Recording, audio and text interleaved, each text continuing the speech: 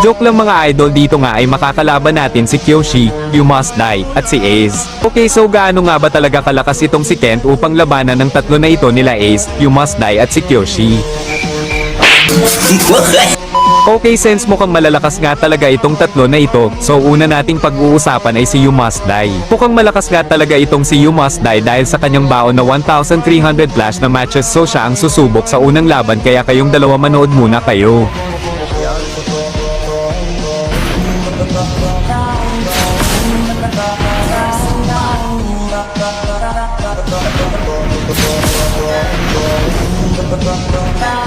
Medyo nagap na nga dito si You Must Die. Sino ba naman di magagap sa ginagawa ko kahit nasa tore ay ni-invade ko pa rin.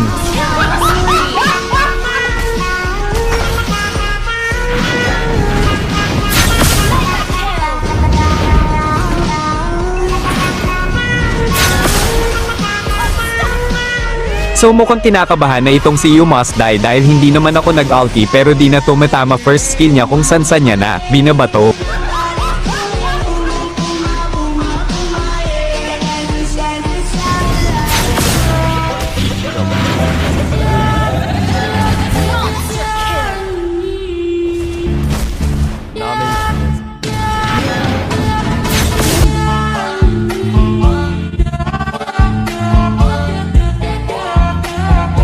At ayun nga, panalo tayo sa unang laban. So sunod naman natin makakalaban ay si Kyoshi. Malakas nga talaga itong si Kyoshi base sa kanyang matches na 3,000 flash. Mukhang mapapalaban talaga tayo dito. Talo na nga ang 1,000 matches, so ang pangalawa nating makakalaban ay ang 3,000 matches na, kaya ikaw Ace, manood ka muna saglit.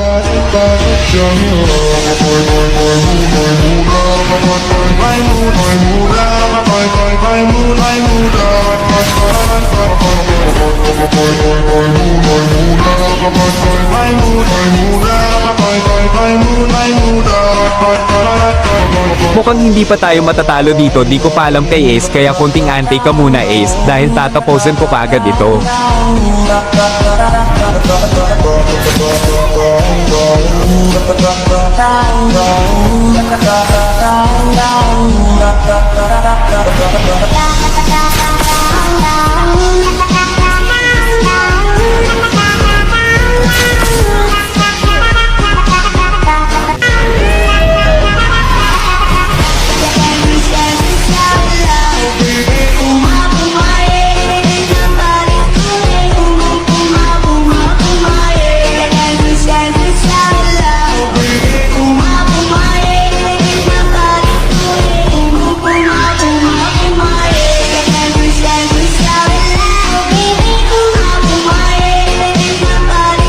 Yun nga, di pumasa si Kyoshi, so ang sunod natin makakalaban ay si Ace, ang tumataglay ng 2,000 matches sa Gus Ion at 60% win rate, 1,000 matches, 3,000 matches at last ay 2,000 matches. So mananalo na ba ako kay Ace? Totally lahat ng mga matches is umabot ng 60 matches lahat-lahat. So tara at samahan nyo ako panoorin tong laban namin ni Ace.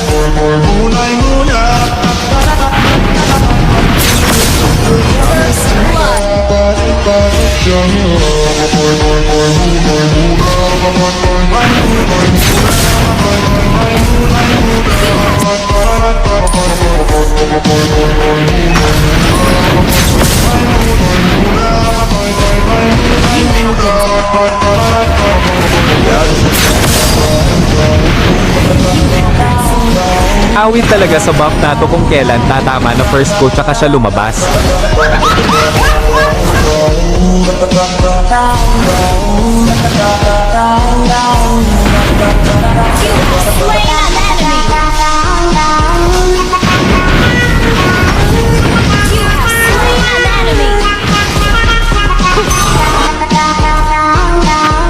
Mukhang nakakahalata na tayo kung sino yung mananalo.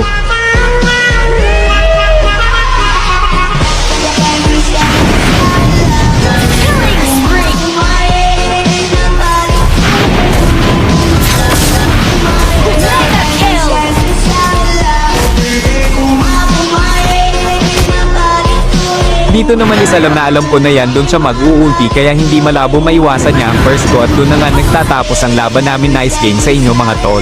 Kaya ikaw na nanonood, kung gusto mo rin masubukan ng taglay kong bilis sa paggamit ng Gus Ion, dalawin muna ako sa page.